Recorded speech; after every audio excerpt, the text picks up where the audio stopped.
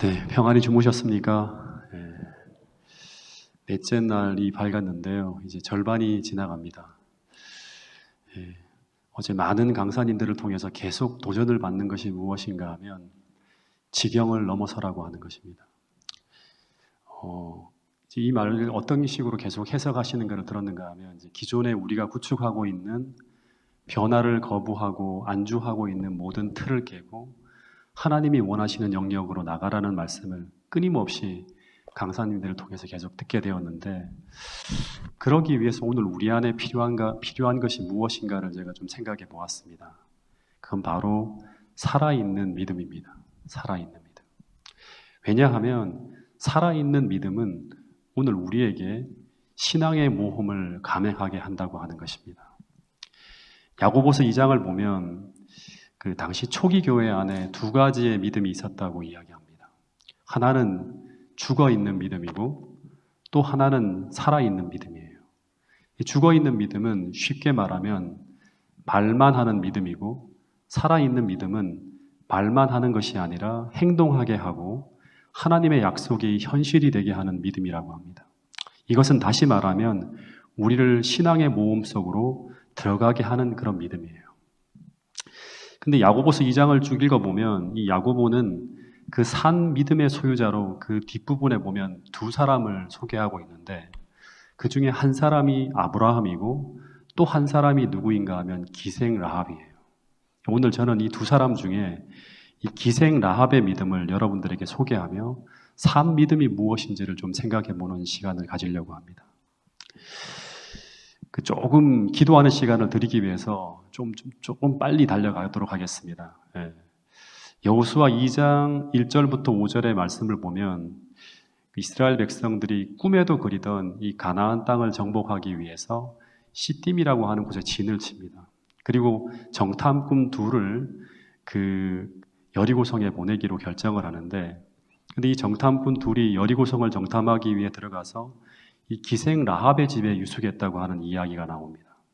그런데 그러다 그만 이 두 사람을 수상히 여긴 사람에 의해서 발각이 되어서 왕의 명을 받은 군인들이 이 기생의 집으로 들이닥치게 되고, 그리고 이 정탐꾼들은 꼼짝없이 죽을 수밖에 없는 상황에 딱 놓여지게 됩니다.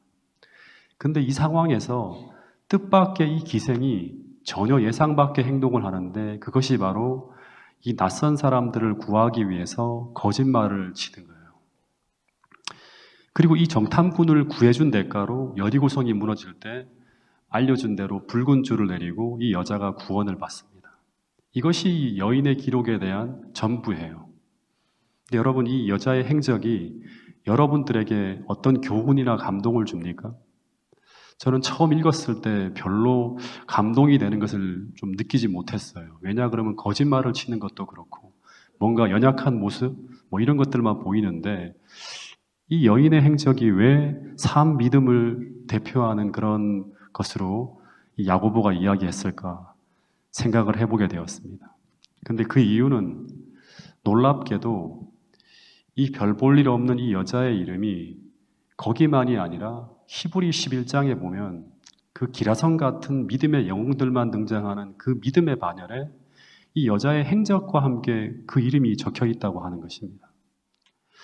여러분, 히브리서 11장 31절을 한번 읽어볼게요. 이 구절은 히브리 11장 31절 시작. 믿음으로 기생 라합은 정탐꾼을 평안히 영접하였으므로 순종하지 아니한 자와 함께 멸망하지 아니하였도다. 이 히브리 11장을 쭉 보면 처음에 믿음의 영웅으로 등장하는 사람이 아벨, 그 다음이 에녹, 노아, 아브라함, 이삭, 야곱, 요셉, 모세가 나와요. 전부 그 시대를 대표하는 믿음의 사람들의 기록이 쭉 올려져 있어요. 그러다가 갑자기 이 장에 이 모세 다음이에요. 이들과 전혀 어울리지 않는 기생 라합의 이름이 딱 나타나는 거예요. 더 놀라운 것은 이 여자는 어떤 사람인가 하면 이스라엘 민족이 아니죠. 이방인입니다. 그것도 어디 살고 있는 사람인가 하면 멸망 직전에 가장 사악한 동네인 여리고성에 사는 주민이었어요. 더하여 이 여인의 직업이 기생이라고 번역해 놓았는데 실제 헬라어로 할롯이라고 하는 단어는 매춘부예요. 그 창녀를 말합니다. 성경의 매춘부는 어떻게 해야 되는가 하면 공동체 안에 들어올 수가 없어요. 돌로 쳐 죽여야 될 여자입니다. 그러니까 이 여자는 평생 이 사람의 자신의 과거 때문에 그 직업과 이름을 평생 숨기고 싶은 여자가 바로 이 여자입니다. 그래서 제가 생각할 때는 구원받았다고 하는 행적만 기록해도 좋을 것 같은데, 그런데 성경엔 그 이름과 그 과거의 직업까지 당당하게 다 적어 놓았다고 하는 것입니다. 더 이상한 것은 여호수아 2장에 보면 이 기생의 이름은 라합이라고 적혀 있지만 목숨을 걸고 적진을 탐색에 들어갔던 이 훌륭한 이스라엘의 정탐꾼들의 이름이 혹시 뭔지 알고 있습니까? 그 이름이 적혀 있지 않고 빠져 있습니다. 좀 이상한 것 같아요. 더 당황스럽게 하는 것은 뭔가 하면 이 히브리서 11장 30절에 나오는 내용은 여리고 성의 정복에 관한 내용입니다.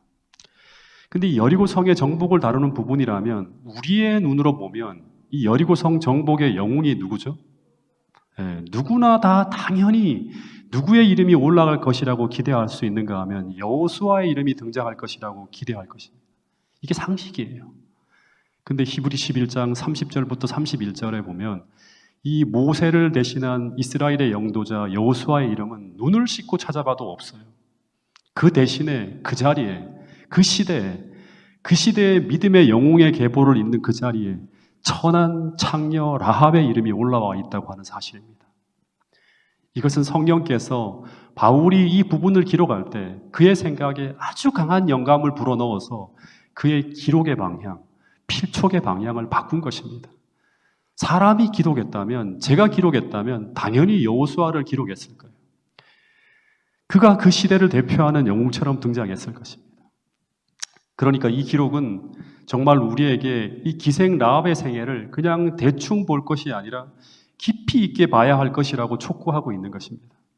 왜냐하면 이 여자의 삶은 각 시대마다 그 시대의 믿음을 대표할 만큼 큰 믿음의 생애를 살았다고 하는 것을 이야기해주고 있는 그런 것입니다. 여러분, 세상에서 버림받은 한 창녀가 믿음으로, 그냥 믿음이 아니에요. 요즘에는 죽은 믿음도 있기 때문에 산 믿음으로 자신의 운명을 극복하고 가장 훌륭한 믿음의 영웅으로 성경에 올려지는 이 기가 막힌 스토리가 바로 기생 라합이라고 하는 한 여인의 이야기라고 하는 것입니다. 다시 말해서 살아있는 믿음이 우리 인생에 담겨질 때 그 믿음이 우리 인생을 어떻게 그리고 어디까지 우리를 변화시킬 수 있는지를 보여준 사람이 바로 누구인가 하면 믿음으로 살다간 이 기생 라합이라고 하는 것입니다. 여러분, 이 여자의 기록은 우리를 정말 놀라게 합니다. 우리는 이 기생 라합이 여리고성에서 구원받은 후 어떻게 살았는지에 대해서 굉장히 궁금해요. 그 이후의 이야기는 정말 드라마의 한 장면을 보는 것 같습니다. 이 여자가 여리고성에서 구원을 받고 난 후 어떻게 살았을까요? 이 라합이 이스라엘 땅에서 무엇을 하며 살 수 있었을까요? 이방인을 천시하는 풍토에다가 더구나 전직이 창녀인 이 여자는 우리가 생각할 때 도저히 이스라엘 민족들과 함께 어울려 살 수 없을 것 같아요. 그래서 그냥 이 여자가 신앙의 변두리에서 별 볼 일 없이 살아갔을 것으로 예상하지만 전혀 그렇지 않다고 하는 것입니다. 여러분, 하나님은 산 믿음을 소유한 사람을 절대 그렇게 살게 하지 않습니다. 그는 이스라엘 역사의 중심으로 들어갑니다. 마태복음 1장 5절을 한번 읽어보겠습니다. 마태복음 1장 5절입니다. 시작. 살몬은 라합에게서 보아스를 낳고 보아스는 르sek에서 오벳을 낳고 오벳은 이삭을 낳고 이새는 다윗 왕을 낳으니 다윗은 우리아의 아내에게서 솔로몬을 낳고. 여기 보면 라합이 누구와 결혼하는가 하면 살몬이라고 하는 사람과 결혼해서 누구를 낳았는가 하면 보아스를 낳았다고 합니다. 그러니까 라합의 아들이 누구인가 하면 보아스예요. 보아스가 누구죠? 그 유명한 룻기에 나오는 룻의 남편이 바로 보아스입니다. 룻기를 보면 당시 보아스는 이 베들레헴 성읍에서 상당한 부와 영향력을 가진 사람이었어요. 상당한 부와 영향력을 가진 사람이에요. 뿐만 아니라 이 보아스의 이름은 이스라엘 성전 기둥에 새겨질 만큼 훌륭한 인물입니다. 그런데 그런 하늘의 축복 속에 가난한 사람을 돕고 믿음으로 살아가는 그 예수님을 닮은 보아스의 어머니가 누구인가 하면 바로 라합이라고 하는 거예요. 그러니까 이 창녀 라합의 몸을 빌려서 보아스라고 하는 훌륭한 신앙인이 태어나고 그 손에서 이 보아스가 훌륭한 믿음의 인물로 길러졌다고 하는 거예요. 그리고 그런 신앙이 전수되어져서 이 라합의 족보를 따라서 그 다음 쭉쭉쭉 내려가면 누가 태어납니까? 오벳이 태어나고 이새가 태어나고 그리고 다윗이 태어나요. 이것은 제게 또 한 번 충격을 주었어요. 이스라엘의 위대한 왕 다윗의 증조 할아버지가 보아스이고 고조 할머니가 바로 가나안 창녀였던 라합이라고 하는 거예요. 심판받은 여리고성의 창녀가 다윗의 할머니였다고 하는 거예요. 다시 말해서 이스라엘 역사가 흘러가는 그 역사의 흐름을 바꾸기 위해서 하나님의 마음에 합한 자인 다윗이라는 그 위대한 믿음의 사람을 탄생시키는 그 역사의 중심에 누가 있었다고 하는가 하면 믿음의 사람 기생 라합이 있었다고 하는 것입니다. 그가 믿음으로 보아스라는 훌륭한 인물을 길러내므로 이스라엘 역사의 변곡점을 만드는 한 중요한 역할을 감당했다고 하는 것입니다. 그런데 이 라합의 혈통은 마침내 예수님에게까지 쭉쭉쭉 이어져 갑니다. 여러분, 이것은 2000년 전 당시 유대인들이 이 마태복음을 읽었을 때 정말 충격적인 사실이었을 것입니다. 여러분, 나의 어머니가 창녀였다. 나의 할머니가 창녀촌에서 몸을 파는 여자였다고 하면 그것을 다른 사람들에게 당당하게 말할 수 있는 사람이 얼마나 될까요? 그런데 이 이야기를 당당하게 펼치고 자랑처럼 소개하는 것이 바로 원래 산 믿음으로 거듭남의 역사가 상식처럼 일어나는 하나님 나라의 이야기라고 하는 거예요. 초대교회에서는 이것이 특별히 문제가 되지 않았어요. 제 아버지의 고향이 경북 문경군 삼북면 서중리 181번지가 제 아버지의 고향이자 제 호적이 있는 곳의 주소예요. 그곳이 제 뿌리입니다.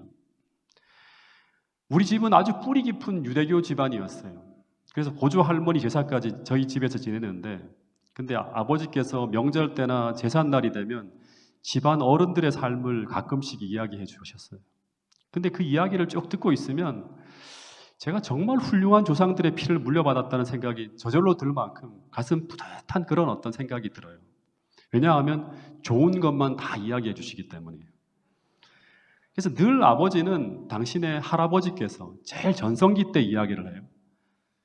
제겐 증조 할아버지죠. 그 할아버지의 호가 매산이라고 하는 그런 이야기를 하시면서 당시 경북 문경 그 일대 최고의 문벌이었고 돛대 양반이었고 우리 집안이 명문가였다고 하는 그 이야기를 귀에 따갑도록 술을 드시면 더 반복적으로 저희 귀에 들려주세요.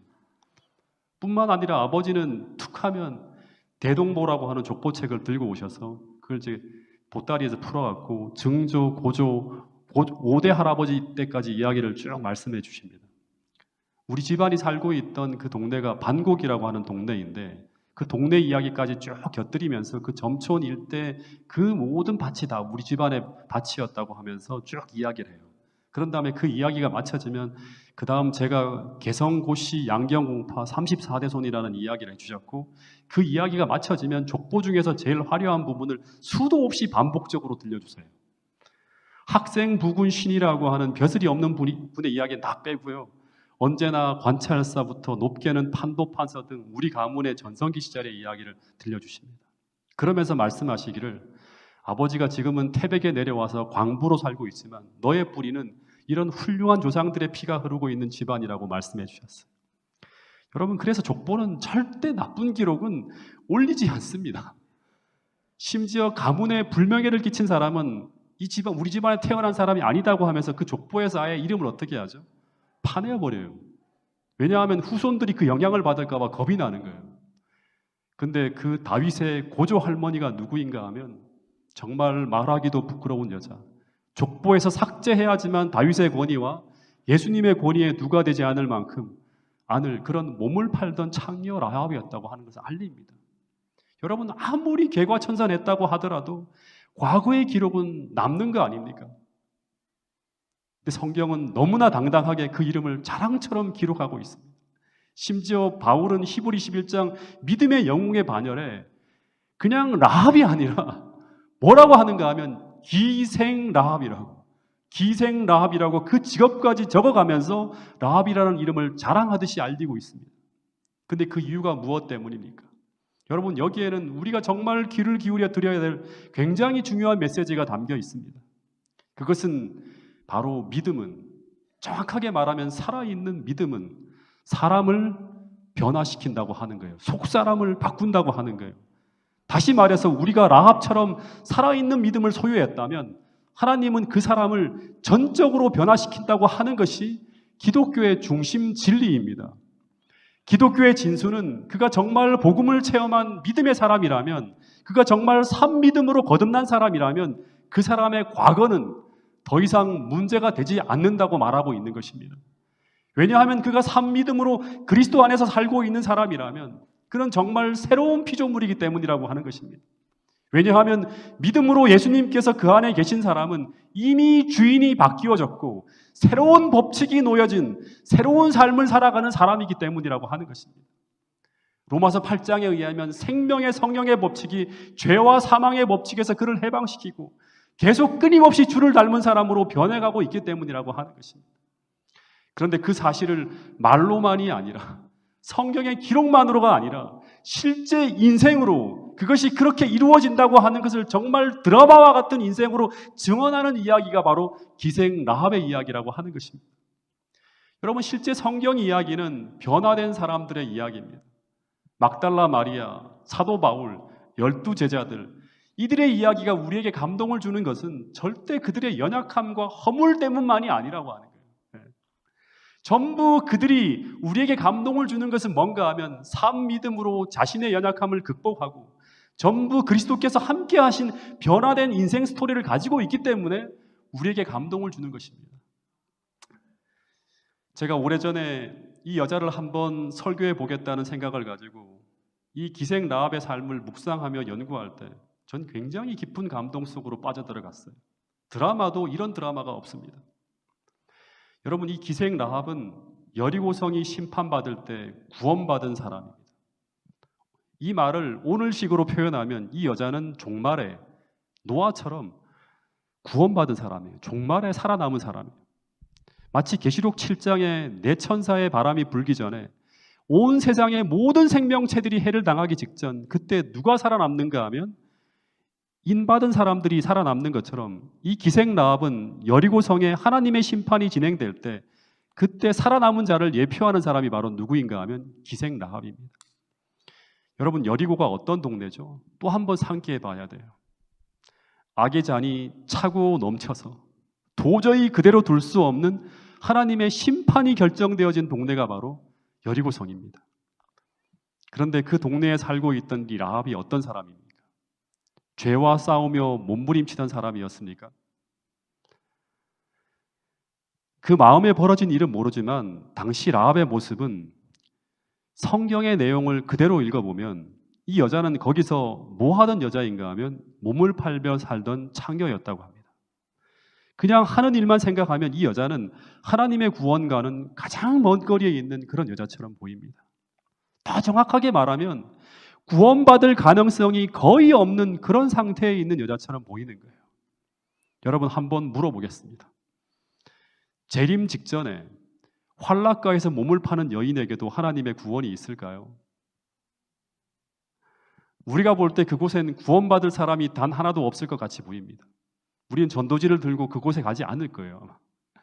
근데 하나님은 이 심판이 초읽기에 들어간 그 사악한 땅에서 마지막 단 한 사람이라도 구원하기 위해서 그 여리고성 구석구석을 뒤지면서 간절히 구원받을 사람을 찾고 계셨는데, 근데 거기서 완전히 죄로 굳어지고 양심이 화인 맞아가는 수많은 사람들 가운데서 한 사람을 발견했어요. 딱 한 사람을 발견했어요. 근데 그 사람이 그래도 겉이 멀쩡한 왕족이나 명망 있는 학자나 선비나 뭐 이런 사람이 아닌 가장 구원받을 것 같지 않은 한 창녀의 마음에서 피어나는 믿음의 빛을 보셨다고 하는 거예요. 이 사실이 제게 너무나 큰 감동이었어요. 여러분, 그래서 이런 말씀이 있는 거예요. 사무엘상 16장 7절 같이 한번 읽어보겠습니다. 시작. 사람은 외모를 보거니와 나 여호와는 중심을 보느니라 하시더라. 사람은 외모를 보거니와 사람은 창녀라고 하는 그 사람의 직업을 봅니다.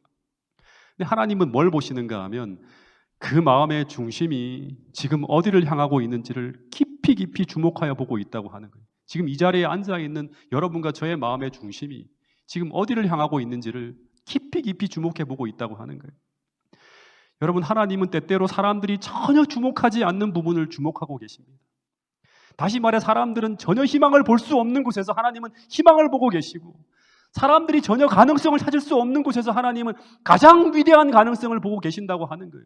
이 기생 라합의 삶을 통해서 가장 위대한 가능성을 하나님은 보셨다고 하는 거예요. 인간은 끝났다고 말할 때, 절망을 말할 때 그때 하나님께서는 말씀하시기를 뭐라고 하는, 그렇지 않다고 하는 희망의 음성을 가지고 그에게 달려가고 있는 것입니다. 아무리 내 인생이 희망이 없는 절망적인 위치에 있다 하더라도 하나님은 거기서도 희망을 보시고 우리를 향해 찾아오시는 분이 바로 누구인가 하면 우리 하나님이라고 하는 것입니다. 여기서 정말 중요한 포인트 하나를 이제 여러분들에게 좀 말씀을 드릴 텐데, 여러분, 하나님이 정탐꾼을 왜 여리고성에 보냈을까요? 여러분, 나중에 여리고성은 절대 정탐꾼을 보낼 필요가 없는 싸움을 합니다. 여리고성은 어떻게 무너지죠? 그냥 밖에서 뱅뱅 돌면서 이렇게 돌다가 무너지는 거예요. 성내 상황에 대한 첩보가 전혀 필요 없는 전쟁을 하나님은 기획하셨어요. 그런데 하나님이 왜 쓸데없이 정탐꾼을 그 위험한 여리고성에 생명을 걸고 이 두 사람을 보내셨을까요? 그 이유는 오직 하나예요. 그것은 바로 이 기생 라합을 구원하기 위해서입니다. 이것이 제게 너무나 큰 감동이 되는 부분이었어요. 다시 말하면 하나님은 이 기생 라합의 믿음을 확인하기 위해서 정탐꾼을 보낸 것입니다. 더 정확하게 말하면 여리고성의 정탐이 아니라 이 기생 라합의 믿음을 정탐하기 위해서 정탐꾼을 보내는 거예요. 라합의 믿음을 확인해서 공의롭게, 거기서 어떻게 사람을 구원합니까? 온 우주가 난리가 날 거예요. 왜 그 여자에게 은총을 베풉니까? 온 우주가 난리가 날 거예요. 그를 공의롭게 구원하기 위해서 정탐꾼을 보낸 거예요. 그 이유 외에는 이유가 없어요. 그래서 어쩌면 이 모습은 재림 직전 하나님께서 구원받을 자를 찾는 재림전 심판의 한 표상이 바로 뭔가 하면 이 장면이에요. 하나님은 이 세상이 멸망하기 직전 오늘 이런 모습으로 여러분과 저를 구원하려고 하신다고 하는 사실을 기억할 수 있게 되기를 간절히 바라겠습니다. 오직 우리를 구원하기 위해서 우리 마음에 피어나는 그 하나의 희미한 믿음, 그 죄의 구렁텅이 속에서도 당신을 찾아 부르짖는 그 작은 마음 하나라도 놓치지 않고 찾아서 그 구원을 확증하는 일을 치기 위해 달려오시는 하나님, 전 이런 하나님을 이 여리고성이 멸망하는 이 장면을 통해서 보았어요. 단 한 영혼이라도 구원받을 영혼이 있다면 그 영혼을 구원하기 위해서 온갖 관심과 노력을 다 쏟아부으시는 하나님을 저는 보았어요. 여러분, 이것이 바로 조사심판이 진행되어지고 있는 오늘 우리를 향하시는 하나님의 모습입니다. 그래서 조사심판은 우리가 수도 없이 이야기하지만 우리를 정죄하기 위한 것이 아니라 바로 우리를 구원하기 위해서 행하시는 심판이라고 하는 것을 전 이 장면을 통해 보았습니다. 여러분, 얼마나 감동적입니까? 하실 일이 정말 많은 하나님이 이 한 여인을 구원하기 위해서 지금 여리고성의 공격을 지연시키고 이 여인의 구원이 확증될 때까지 기다리시는 분이 바로 우리 하나님이시에요. 마치 계시록 7장 사방의 바람을 붙잡은 천사들에게 그 바람을 놓지 말라고 하는 것처럼, 왜 바람을 놓지 말아야 됩니까? 입맞은 자의 수가 아직 차지 않았기 때문이라고 하는 거예요. 하나님 백성들이 아직 확증되지 않았기 때문에 하는 거예요. 하나님께서 기생 라합이라는 이 창녀 한 사람의 구원이 확정될 때까지 여리고성의 공격과 심판을 지연시키고 있는 거예요. 그 바람을 붙들고 있는 거예요. 그런데 이 모습이 바로 신약시대 요한복음에 나타난 예수님의 모습이에요. 사마리아 여인을 구원하기 위해 새벽부터 달려오시는 예수님의 모습, 요한복음 8장의 가늠한 여인을 구하기 위해 모든 노력을 다하시는 예수님의 모습이 바로 이 똑같은 모습이라고 하는 것입니다. 여러분, 그래서 이런 말씀이 있어요. 마태복음 12장 20절 말씀입니다. 같이 한번 읽어보겠습니다. 시작. 상한 갈대를 꺾지 아니하며 꺼져가는 심지를 끄지 아니하기를 심판하여 이길 때까지 하리니. 상한 갈대를 꺾지 아니하며, 상했다 하더라도 꺾지 않고 꺼져가는 심지를 끄지 아니하시기를, 다시금 불꽃이 타오를 수 있는 희망만 있다면 끄지 않으시는 거예요. 언제까지 하신다? 심판하여 이길 때까지. 그 구원이 확정될 때까지 하나님께서 끝없이 노력하신다고 하는 것입니다. 여러분, 그래서 우리는 이겨야 돼요. 이 예수님의 나를 향한 이 노력이 헛되지 않도록, 이 쏟아부어지는 이 은혜가 헛되지 않도록 우리는 믿음으로 주님의 손을 붙잡고 일어서야 하는 거예요. 그래서 계시록 2장에 보면 끝없이 이기는 자에게는 그런 말씀을 하고 있는 것입니다. 여러분, 우리 모두가 다시 한번 이 하나님의 은혜를 생각하면서 주님을 향해서 거듭나고 일어나는 여러분과 저가 될 수 있기를 간절히 바라겠습니다. 이 가나안 땅의 여리고성의 마지막 장면 속으로 좀 들어가 보면 하나님은 40년 동안 이 여리고를 구원하기 위해 복음을 전파하셨습니다. 이 전쟁 발발 40년 전에 이스라엘이 출애굽할 당시에 이집트를 초토화시키고 홍해가 갈라졌다고 하는 소문이 여리고성으로 흘러들어갑니다. 그리고 여리고성 주민들은 이 소식을 듣고 간담이 서늘해졌다고 합니다. 근데 그 하나님이 이제 머지않아서 이 악한 여리고성을 심판하기 위해서 점점 가까이 달려오신다고 하는 소식이 들려옵니다. 마치 오늘날 재림의 징조가 아주 무서이 펼쳐지는 것처럼 똑같은 상황이 벌어지고 있는 거예요. 그래서 이 이스라엘 백성들의 가나안을 향한 징구는 마치 이들에게 어떤 소식처럼 들려올 수 있는가 하면 하나님을 두려워하고 그에게 영광을 돌리라. 이제 심판하실 시간이 이르렀다고 하는 거예요. 회개하고 너희 죄에서 돌이키라고 하는 그런 기별처럼 이 이스라엘 백성들의 여리고를 향한 징구는 천지를 창조한 하나님이 이제 그 성을 심판한다고, 이 그 심판이 날에 다가오고 있다고 하는 것을 알려주는 신호였어요. 근데 이 성의 지도자들은 절대로 이 성은 난공불락의 성이며 멸망되지 않는다고 떠들어댔을 거예요. 그러니까 지키고 있는 거예요. 끝까지 방어하는 거예요. 왜냐하면 아무런 무기도 없이 사막을 건너온 이 유목민들이 가나안의 가장 큰 성이요 난공불락이 요새인 이 여리고성을 정복한다고 하는 것은 과학적으로 볼 때, 세상적으로 볼 땐 불가능한 일이에요. 근데 이러한 때 이 기생 라합은 그 소문 속에서 이 여자의 마음속에 양심을 울리는 하나님의 음성을 듣게 됩니다. 그것은 바로 라합아, 이제 곧 이 성은 이 죄악으로 말미암아 심판을 받을 것이다.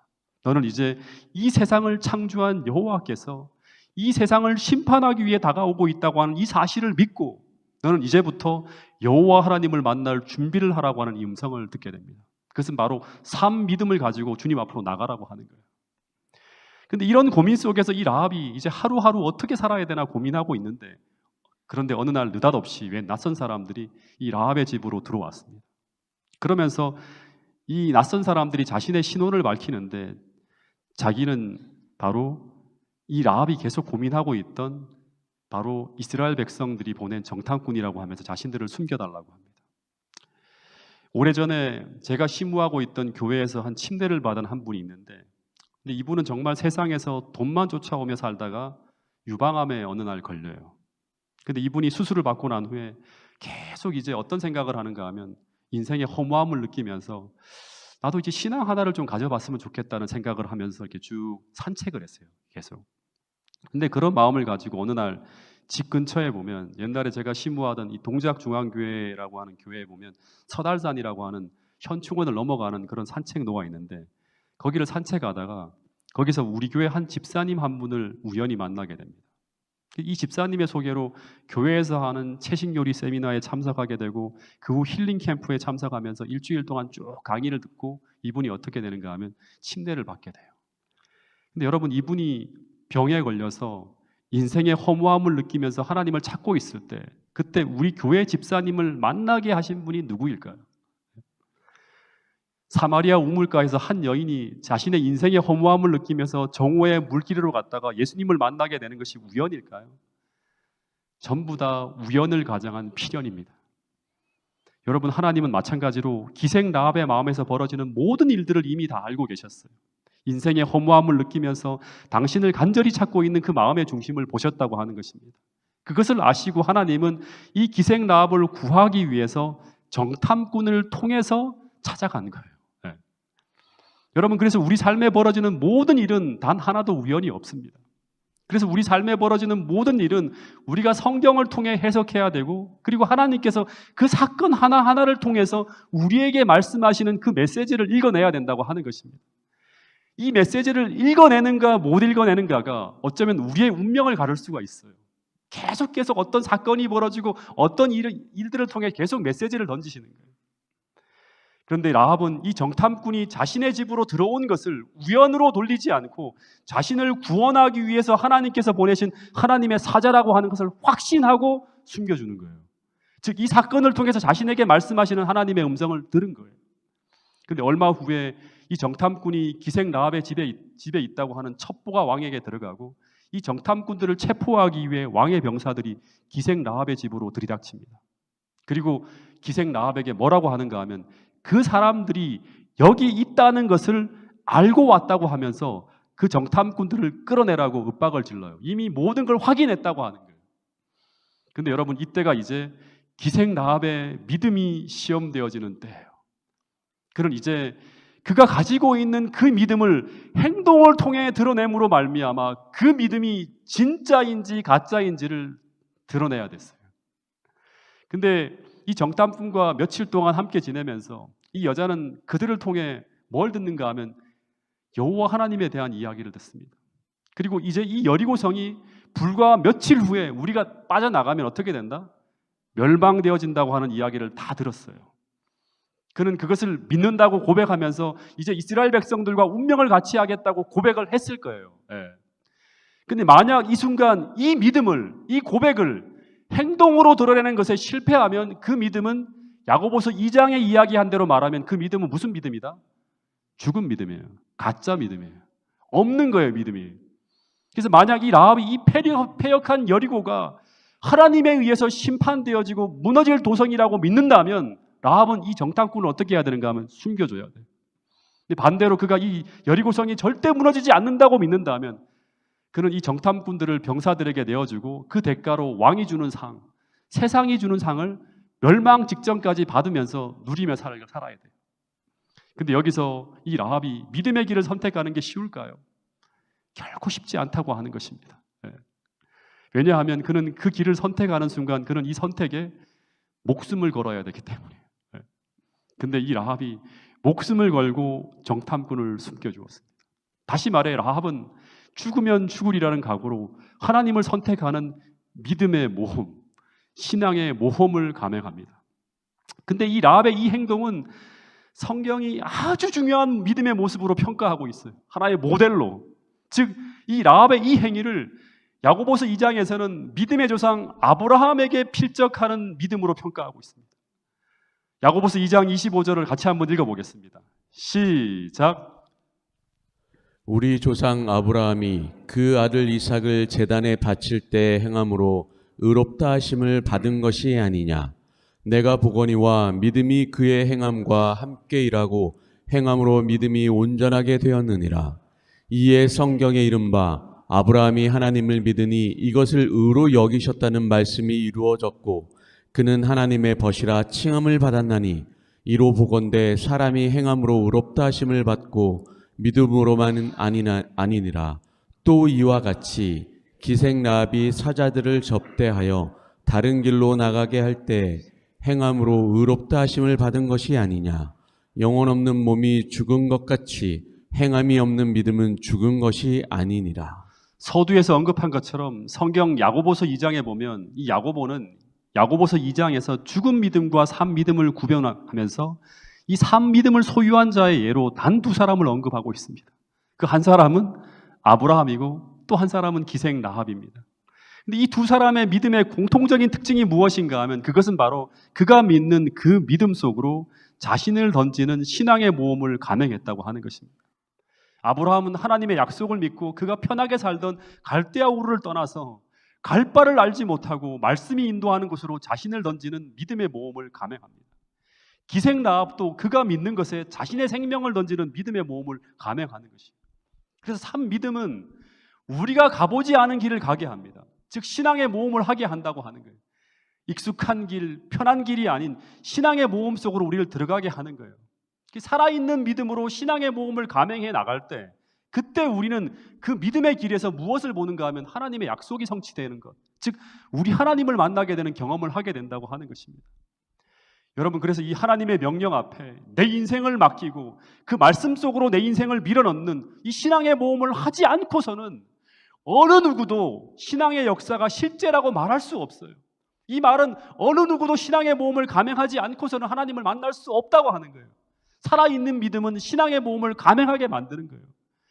만약 아브라함이 말씀을 쫓아 신앙의 모험을 감행하지 않고 그냥 갈대아 우르에 머물러 있었다면 어떻게 되었을까요? 나아만 장군이 요단강에 7번 몸을 담그지 않았다면 어떤 일이 벌어졌을까요?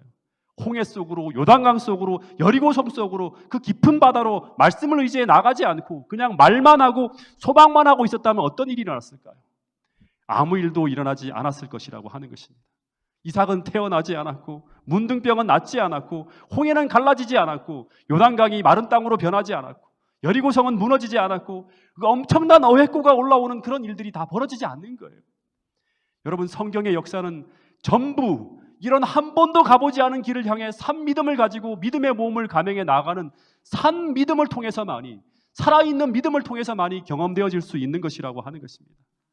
여러분, 성경 야고보서는 세상엔 죽은 믿음과 산 믿음이 있다고 그 믿음을 구분짓고 있는데, 죽은 믿음은 어떤 믿음인가 하면 한마디로 하면 움직이지 않는 믿음을 말해요. 말만 하는 믿음을 말한다고 합니다. 여러분, 그래서 오늘 우리가 산 믿음이 아닌 죽은 믿음을 소유했다면 거기에는 아무런 일도 일어나지 않을 것입니다. 변화도 없고 하나님을 만나는 경험도 없고 그냥 교회만 왔다 갔다 하는 일만 있을 뿐이에요. 성경의 수많은 이야기들이 경험될 수 없는 이야기로만 남아있을 뿐이라고 하는 것입니다. 여러분, 아브라함처럼 기생 나음처럼 우리는 말씀을 쫓아 나아가는 신앙의 모험을 감행해야 됩니다. 그것이 비록 힘들고 어려운 길이라 하더라도 믿음의 모험을 감행할 수 있도록 나를 움직일 수 있는 믿음, 그 믿음을 달라고 우리 모두가 이 시간 구할 수 있게 되기를 간절히 바라겠습니다. 마지막으로 예화 하나만 좀 말씀드리고 제가 오늘 기도하는 시간을 갖도록 하겠습니다. 오래전에 우리 가족이 저희가 첫 시무지가 어딘가 하면 원당교회라고 해서 고향에 있는 한 교회였어요. 근데 우리 가족이 일산 호수공원에 갔다가 거기 어린이들을 위한 실내 놀이동산으로 꾸며진 곳에 있어갖고 함께 들어가게 되었습니다. 근데 키즈랜드라고 하는 곳이었는데, 근데 거기 굉장히 높은 고무풍선으로 된 슬롭, 미끄럼틀이 있었는데 높이가 한 30m 정도 되는 것 같아요. 되게 높은 거였어요. 근데 그 슬로프는 이 고소공포증이 있는 아이 엄마 때문에 탈 엄두도 내지 못하고 이것저것 짧은 슬로프만 쭉 타다가 유아들만 타는 그런 걸 타다가 1시간도 안 돼서 재미가 없는 거예요. 이제 나가려고 딱 하는데 갑자기 돈이 아까운 거예요. 10,000원을 내고 들어갔거든요. 그래서 갑자기 사모가 저거 한번 타고 가자고 그러는 거예요. 2007년 당시에 1인당 10,000원씩 내고 들어갔기 때문에 굉장히 큰 돈을 내고 지불하고 들어간 거예요. 돈을 그 정도 하고 잠깐 타고 나오려고 하니까 너무 아까운 거예요. 그래서 저 긴 슬로프를 좀 타야지만 그래도 돈 낸 만큼의 뭔가를 뽑을 수 있다 생각을 하면서 그걸 타자고 하는 거예요. 근데 제가 농담하는 줄 알고 그냥 가려고 했어요. 왜냐하면 아내가 그런 높은 데 올라가면 안 된다는 걸 제가 알고 있기 때문에. 근데 계속 저한테 출구 쪽으로 나가는데 저거 한번 타보고 돌아가자고 계속 말하는 거예요. 제가 제 아내에게 당신은 저거 못 탈 거야, 그냥 가자 하면서 그랬더니 아니야, 탈 수 있어 그러는 거예요. 몇 번이고 되물었어요. 진짜 탈 수 있어? 정말 탈 수 있어? 후회하면 안 돼. 계속 말했는데 탈 수 있다고 하는 거예요. 그래서 절대 후회하지 말라고 한 후에 아이들과 함께 그 긴 슬로프 쪽으로 올라갔어요. 끼어 하나하나 올라가는데 고무풍선 계단을 타고 올라가는데 올라갈 때는 너무나 신나하는 거예요. 아이들도 신나고 아내도 신났어요. 이제 뭔가 제대로 타고 싶은 거 탄다고 하면서. 근데 다 올라가서 정상에서 밑을 내려보는데 순간 난리가 났어요. 갑자기 아이 엄마가 패닉 상태가 들어오더니 어떻게 할지를 몰라 저 팔을 잡고 당황하기 시작하더니 여보, 세상이 빙빙 돈다 하는 거예요. 조금 지나니까 나 죽어도 못할 것 같아 하면서 다시 계단으로 내려가자고 하는 거예요. 근데 이 당시 고무풍선으로 된 슬로프는요, 계단이 계속 올라오는 길만 그쪽에 있지 그쪽으로 못 내려가요. 계단이 좁아서. 한번 올라왔으면 내려가는 것은 미끄럼틀 타고 내려가야지 계단으로 내려갈 수가 없게 되어 있어요. 제가 아내를 붙들고 너무 창피해서 죽겠다 하면서 여기까지 왜 왔는데 왜 그러냐고 하면서 그냥 제발 눈을 감고 뛰어내리라고, 잠깐이면 된다고, 잠깐만 고통당하면 끝난다고, 절대 죽지 않는다고 하면서 계속 설득을 했어요. 그랬더니 계속 아내가 내가 왜 여기 올라왔지, 어떻게 하지 하면서 계속 사람들의 길을 막고 당황해하며 움직이지 못하고 있었어요. 근데 사람들이 계속 뒤에서 밀리는 거예요. 그리고 앞에서는 꼬맹이들이 다 큰 아주머니가 무서워하니까 막 깔깔거리고 웃다가 신나게 내려가는 거예요. 마치 우리도 해요, 우리도 이거 할 수 있어요 하면서 막 내려가는 거예요. 그러다 갑자기 그것을 보는 순간 아내가 무슨 생각을 했는지 눈을 꼭 감고 그냥 슬로프에다 몸을 맡기고 뛰어드는 거예요. 잠시 후에 죽는다는 비명소리가 들려오는데 그 비명소리가 얼마나 큰지 심상치가 않은 거예요. 살려달라고 하면서 고래고래 소리를 지르더니 갑자기 탁 밑에 내려가더니 아무 소리도 들리지 않는 거예요. 제가 깜짝 놀라갖고 혹시 심장마비나 쇼크로 기절하지 않았을까 하는 생각에 바로 슬로프를 타고 내려갔어요. 그리고 밑에서 아내의 얼굴을 보면서 괜찮냐고 물어보는데, 그런데 완전히 사색이 되어 있을 것으로 생각했는데 그 얼굴을 보는데 정반대, 너무나 행복해서 너무나 즐거워서 어쩔 줄 몰라 하는 거예요. 더 놀라운 것은 그 고소공포증이 있는 그 사람이 그 슬라이딩이 너무 즐겁고 재미있어서 다시금 슬로프를 타기 위해 또 올라가는 거예요. 여러분, 뛰어들기 전에는 불안하고 갈등이 일고 두려움이 몰아치지만 일단 마음을 확정하고 믿음의 세계로 모험을 감행한다면 그 다음은 하나님께서 전적으로 책임지는 멋진 영적 경험이 펼쳐진다고 하는 것입니다. 주님은 말씀하시기를 다른 거 생각하지 말고 먼저 너희는 그의 나라와 그의 의만 구하라고, 지금 너가 가야 될 길, 지금 이 시간 너가 해야 될 일만 생각하고 뛰어들라고 하는 것입니다. 그러면 나머지 모든 일들은 주님이 책임을 지신다고 하는 것입니다. 여러분, 하나님이 함께 하시는 행복과 기쁨을 체험하고 싶습니까? 정말 신앙의 기쁨을 한번 경험해보고 싶습니까? 그러면 여러분의 인생을 던져보시기 바랍니다. 말씀의 길로 그 믿음의 공식 속으로 여러분의 삶을 하나님께 맡기고 던지시게 되기를 간절히 바라겠습니다. 그런데 그럴 수만 있다면 성경은 오늘 우리에게 이런 약속을 주고 있어요. 그렇게 살 수만 있다면 우리도 기생 라합처럼 성경의 주인공이 될 수 있다. 더 이상 멸망받아 사라져야 될 비천한 여리고성의 기생의 삶이 아니라 지경을 넘어서 이스라엘 민족을 구원할 왕을 탄생시킬 위대한 어머니로서의 삶으로 변화되어질 것이라고 말하고 있는 것입니다.